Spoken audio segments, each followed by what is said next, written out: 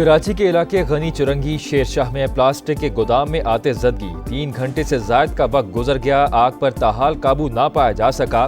Fire brigade کی 6 گاڑیاں اور 2 باؤزرز آگ پر قابو پانے میں مصروف۔ فائر بریگیڈ حکام کے مطابق آگ لگنے کی وجہ تاحال معلوم نہیں ہو سکی۔ مانسون کا دوسرا سپیل، لاہور کے مختلف علاقوں میں وقفے سے بارش کا سلسلہ جاری، نشیبی علاقوں میں پانی جمع، اربن فلڈنگ کا خدشہ۔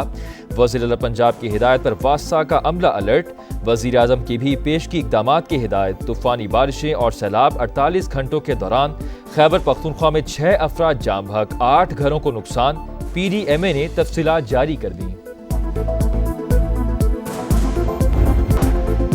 حماس غزہ میں جنگ بندی چاہتی ہے، امید ہے ایران اسرائیل جنگ ختم ہو گئی، ایران کی ایٹمی تنصیبات کو مکمل طور پر تباہ کر دیا، ایران مذاکرات کے لیے تیار ہے، امید کرتا ہوں کہ ایران پر دوبارہ حملہ نہ کرنا پڑے۔ امریکی صدر کی اسرائیلی وزیر اعظم سے عشائیہ پر ملاقات کے دوران گفتگو، کہا ہم نے بھارت اور پاکستان کے درمیان جنگ رکوائی، دونوں ممالک ایٹمی طاقتیں نیوکلیئر جنگ کے دہانے پر تھیں۔ اسرائیلی وزیر اعظم نے کہا کہ امریکہ کے ساتھ مل کر ایسے ممالک کی تلاش پر کام کر رہے ہیں جو فلسطینیوں کو بہتر مستقبل دے سکیں۔ اسرائیلی وزیر اعظم نے صدر ڈونلڈ ٹرمپ کو نوبیل امن انعام کے لیے بھی نامزد کر دیا۔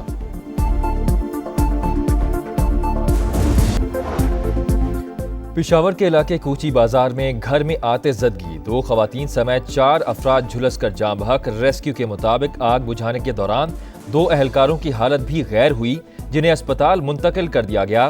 آگ شارٹ سرکٹ کے باعث لگی۔ بھارت آپریشن سندور کے اہداف حاصل کرنے میں ناکام رہا، جنگیں میڈیا کی بھڑکوں، مہنگے آلات یا سیاسی نعروں سے نہیں، یقین محکم، پیشہ ورانہ قابلیت، قومی عزم اور حوصلے سے جیتی جاتی ہیں۔ 2 طرفہ فوجی تصادم میں دیگر ممالک کو شامل کرنا نہ کہ سیاسی کوشش، ناکامی چھپانے کے لیے من گھڑت بھارتی منطق اس کی اسٹریٹجک کمزوری کا ثبوت ہے۔ فیلڈ مارشل عاصم منیر کا نیشنل ڈیفنس یونیورسٹی میں وار کورس کے شرکاء سے خطاب، کہا بصیرت سے محروم بھارت ہر کشیدگی کا ذمہ دار، اسے ایٹمی ریاست کے خلاف اشتعال انگیزی کے ممکنہ تباہ کن نتائج کا بھی ادراک نہیں۔ پاکستان نے خود کو خطے میں نیٹ ریجنل سٹیبلائزر ثابت کر دیا، کسی بھی مہم جوئی کا فوری اور منہ توڑ جواب دیا جائے گا، ملک کی خود مختاری اور سالمیت کو نقصان پہنچانے کی کوشش برداشت نہیں کی جائے گی، ہمارا وار دشمن کی سوچ سے بھی زیادہ سخت اور مؤثر ہوگا۔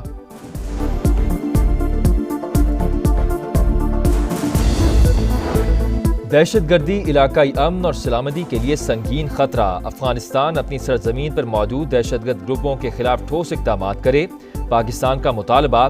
پاک افغان ایڈیشنل سیکریٹری سطح کے مذاکرات کا پہلا دور، دونوں ممالک کا مشترکہ چیلنجز سے نمٹنے کے لیے مسلسل رابطوں اور تعاون پر زور، ٹرانزٹ ٹریڈ میں سہولتوں کے لیے اقدامات کا جائزہ، پاکستان، افغانستان، ازبکستان ریل منصوبے کے فریم ورک معاہدے کو جلد حتمی شکل دینے پر اتفاق۔ سانحہ لیاری میں 27 اموات، سندھ حکومت کا action, D G S P C A Ishaq Khoro عہدے سے فارغ، شاہ میر بھٹو کو نیا ڈائریکٹر جنرل بنا دیا گیا، فیکٹ فائنڈنگ کمیٹی 2 روز میں رپورٹ پیش کرے گی، وزیر اعلیٰ مراد علی شاہ کے زیر صدارت اجلاس میں اہم فیصلے، جو بھی غلطی کا مرتکب ہوا اس کے خلاف ایف آئی آر کٹے گی، وزیر اطلاعات شرجیل انعام میمن کی پریس کانفرنس، ورثاء کو 10 لاکھ روپے معاوضہ دینے کا اعلان، وزیر بلدیات سندھ سعید غنی کا 51 مفروش عمارتیں گرانے کا اعلان، ذمہ دار کمشنر کراچی کو سونپ دی گئی، کہا موجودہ قوانین کے تحت ذمہ دار بلڈرز کو سخت سے سخت سزا دینا ممکن نہیں، ترامیم کر کے ایکشن لیں گے۔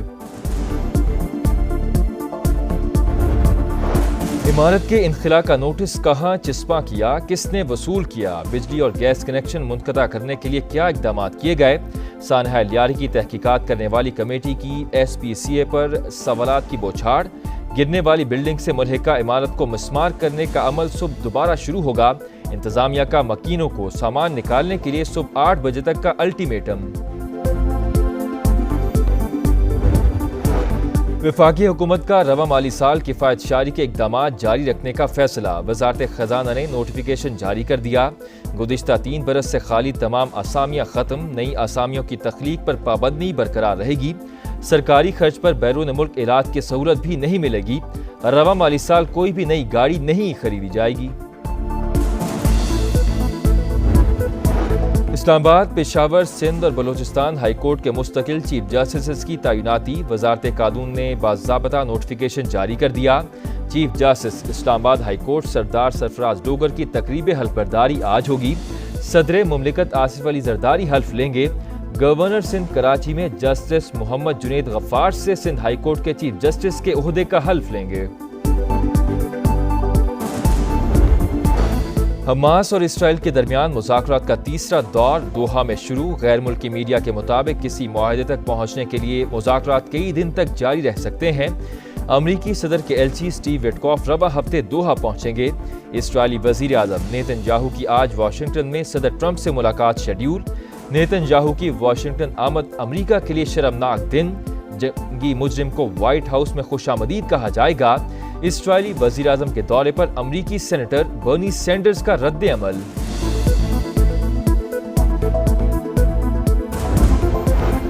غزہ میں سفاکیت ختم نہ ہوئی، صہیونی طیاروں کی پناہ گزین کیمپوں پر بمباری، 24 گھنٹوں میں 105 فلسطینی شہید۔ اسرائیل کا رفح کو بڑی جیل بنانے کا منصوبہ، 6 لاکھ سے زائد فلسطینیوں کو سیکیورٹی جانچ کے بعد نئے زون میں منتقل کیا جائے گا، باہر جانے کی اجازت نہیں ہوگی، وزیر دفاع کا انکشاف۔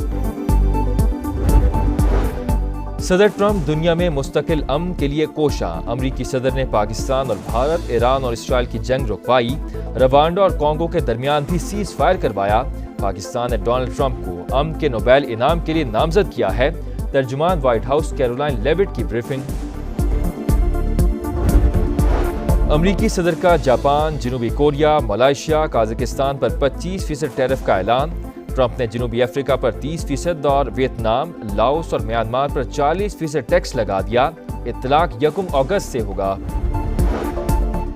کراچی کے علاقے انچولی میں تیز رفتار ڈبل کیبن گاڑی کی ٹکر سے نوجوانوں کے زخمی ہونے کا واقعہ، پولیس نے ڈرائیور کو گرفتار کر کے گاڑی برآمد کر دی۔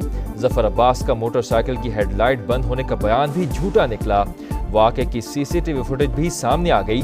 ظفر عباس کی ڈبل کیبن گاڑی کو رانگ وے جاتے دیکھا جا سکتا ہے۔ راولپنڈی میں پنجاب حکومت کا اہم منصوبہ مکمل، اڈیالہ روڈ پر نواز شریف فلائی اوور کا افتتاح آج ہوگا۔ وزیر اعلیٰ پنجاب مریم نواز فلائی اوور کا افتتاح کریں گی۔ ومبلڈن ٹینس ٹورنامنٹ، جوکووچ کا 25ویں گرینڈ سلیم کی جانب سفر جاری۔ سربین سٹار آسٹریلیا کے ایلیکس ڈی مینور کو ہرا کر کوارٹر فائنل میں پہنچ گئے۔ ویمن سنگلز میں سوئٹزرلینڈ کی بلندا بینچچ نے ٹاپ 8 میں جگہ بنا لی۔